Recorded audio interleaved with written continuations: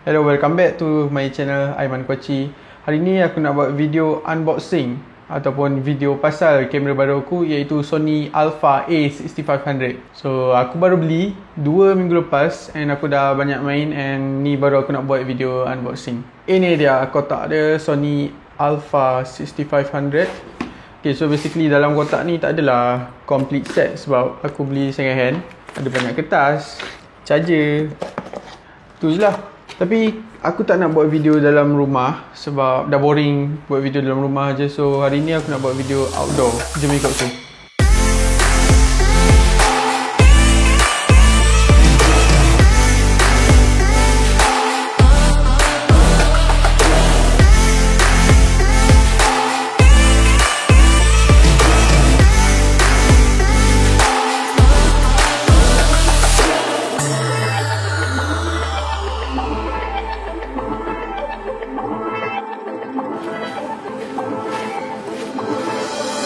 Hai dan selamat datang ke channel aku, Aiman Koci.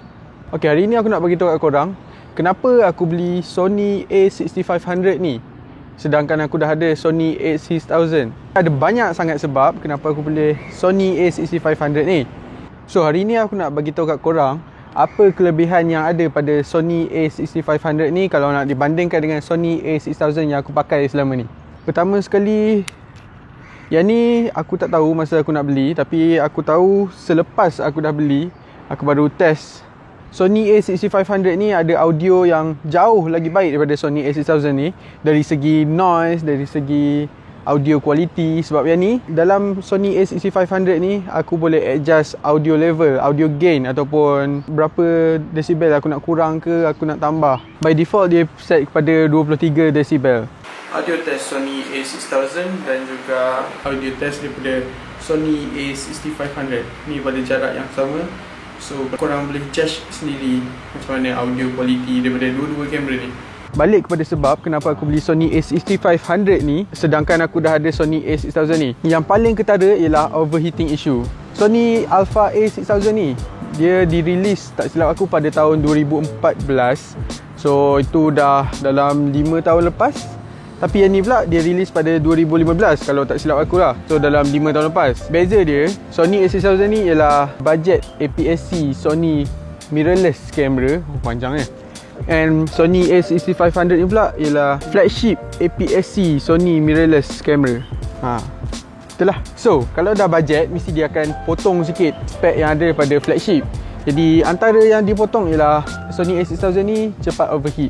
Biasanya aku record pada Sony A6000 ni aku boleh record dalam masa 15 ke 23 minit kalau aku menggunakan 1080p 30 fps. Tapi kalau aku record menggunakan 24 fps aku boleh record dalam masa 30 minit. Tapi sebenarnya dia ada cut off pada 29 minit 53 saat.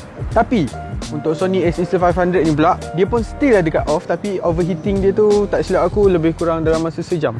Dalam tempoh masa cut off recording tu memang tak akan ada masalah lah aku rasa. Kemudian Sony A6500 ni ada 4K resolution.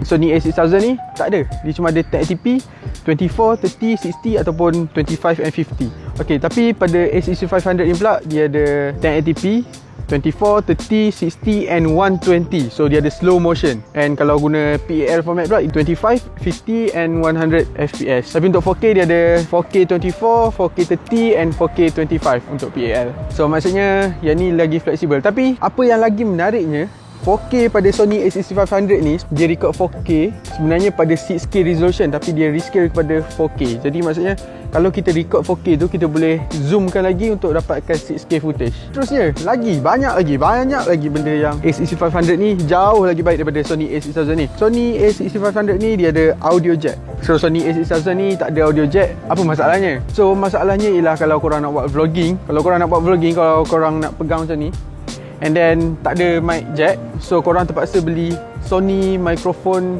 shotgun mic aku rasa, yang just pakai hot shoe mount kat atas ni. Dia bukannya tak elok, tapi kurang pilihan untuk mic yang mana yang korang rasa lagi baik. Kalau korang menggunakan kamera yang ada audio jack ataupun mic jack, korang boleh pilih mikrofon Rode Micro Video Pro ke apa-apalah, Daiti D4 dual mic ke, korang ada banyak pilihan mikrofon yang korang boleh pilih. Sony A6500 ni dia ada IBIS, In Body Image Stabilization. So IBIS ni Basically kalau korang handheld shot, dia akan bergegar. Kalau guna A6000 vlogging akan bergegar dengan sangat teruk. Kalau korang ada IBIS, dia akan kurangkan sikit camera shake yang ada tu. Jadi kalau korang nak tahu IBIS tu apa, basically sensor dia yang bergerak. Kalau aku goncang, dia akan bergerak. Kalau korang pernah guna Sony A6000, korang tahu yang body dia sebenarnya macam aluminium sikit lah. Dia bukan body yang macam kamera-kamera mirrorless lain. Dia menggunakan magnesium body. So magnesium ni, apa kelebihan dia? Ialah dia lagi berat, lagi padat, dan yang menariknya ialah dia moisture and dust resistance. So basically Sony A6500 ni ada weather seal. Jadi kalau korang ada lens yang weather seal juga, korang boleh lah nak redah hujan ke. Tapi aku tak sarankan korang buat lah, sebab gila apa benda yang mahal macam ni nak buat redah hujan kan. Tapi at least dia boleh low light capability. So Sony A6000 ni ISO dia bagi aku sangat teruk lah. Sangat teruk. Lagi-lagi kalau aku duduk kat rumah tu, kalau korang selalu nampak yang aku record dengan cahaya yang tak berapa nak cukup, sebab lighting aku tu memang lighting yang agak low spec, boleh katakan low spec dengan low power. Dia punya brightness tu tak tinggi. Jadi kalau aku nak record dengan brightness yang tak tinggi, dengan aperture f3.5 untuk kit lens ni, so memang gelap lah. Jadi aku ada buat lah sikit test antara Sony A6000 ni dengan Sony A6500 ISO test. So bagi aku memang ketara, sangat ketara. And tak silap aku, Sony A6500 ni dia ada dual native ISO. So maksudnya bila korang tinggikan ISO, korang akan nampak yang grain tu meningkat kan. Tapi bila masuk kepada native ISO tu, dia akan buang balik. Dia akan hilang semua grain yang ada tu. Dia akan reset. Macam tu. Maksudnya dia akan reset. And bila tinggikan ISO dia pun, still video tu tak akan banyak grain ataupun tak banyak yang pecah. Unless kalau kita zoom dalam-dalam, memang akan nampak lah sikit. Selama aku pakai Sony A6000 ni, aku tak pernah ada masalah dengan setting menu dia.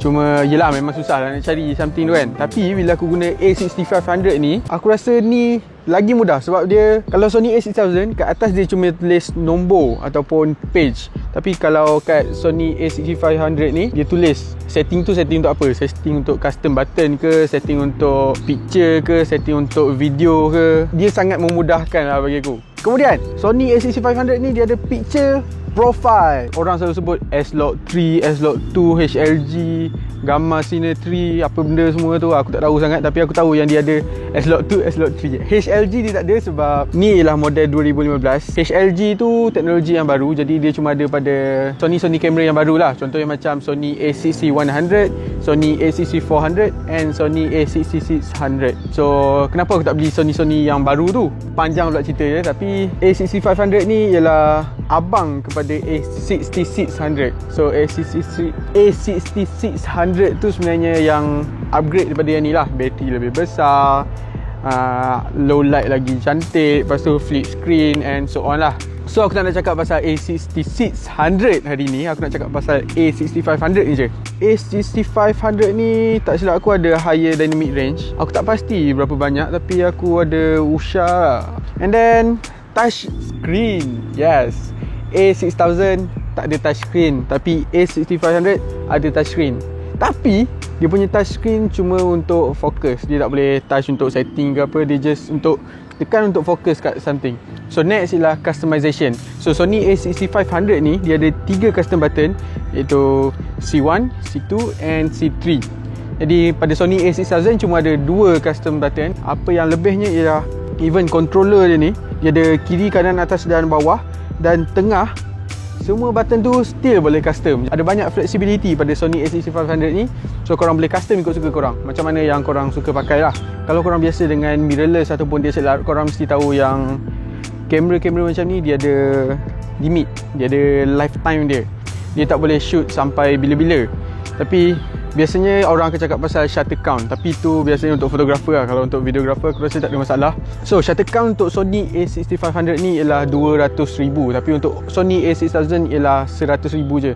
Jadi itu akan membantu lifetime kamera korang lah kalau korang ni jenis yang banyak ambil gambar.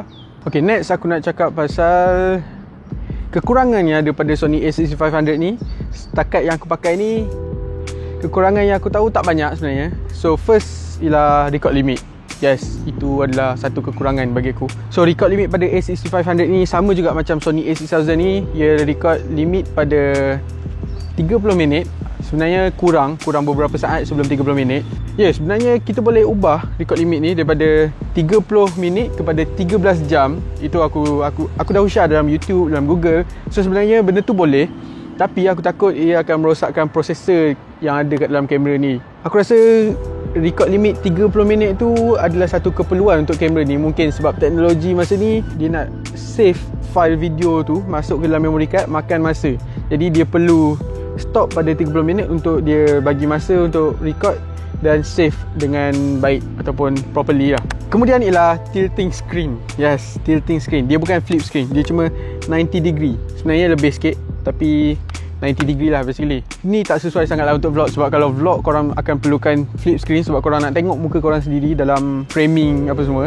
Jadi ni tak sesuai sangat untuk vlog. Okay, battery consumption pula. Battery consumption pada Sony a6500 ni sebenarnya sangat parah. Dia menggunakan bateri yang sama dengan Sony a6000, tapi dia ada teknologi baru iaitu IBIS dan touch screen, autofocus. So benda-benda ni akan efek kepada battery consumption lah. Dan last sekali ialah rolling shutter. Pada A6000 aku tak nampak mana-mana masalah dengan rolling shutter, tapi untuk Sony a6500 ni yang aku perasan ialah rolling shutter dia pada 4K, sangat teruk. Jadi kalau korang kisah pasal benda tu, mungkin korang akan consider balik lah untuk beli Sony a6500 ni. Tapi sebenarnya rolling shutter tu ada penyelesaian dia. Cara dia, kalau korang pengguna premium macam aku, korang ada option untuk buka effect, and dalam effect tu dia dah ada preset untuk baiki rolling shutter. Basically dia akan kurangkan rolling shutter effect yang ada pada kamera ni, hasil record menggunakan kamera yang menggunakan rolling shutter. So aku rasa rolling shutter untuk 4K dia pun mungkin akan jadi masalah in the future, tapi buat masa sekarang tak jadi masalah untuk aku sebab aku tak guna pun 4K for now. And dia kalau kita pan dia akan nampak lah rolling shutter tu bergerak, ataupun kalau subjek kita bergerak dengan terlalu laju.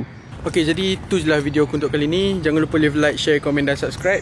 So tadi aku shoot video ni dengan menggunakan Sony a6000 ni. Banyak kali kamera aku mati sebab bateri habis.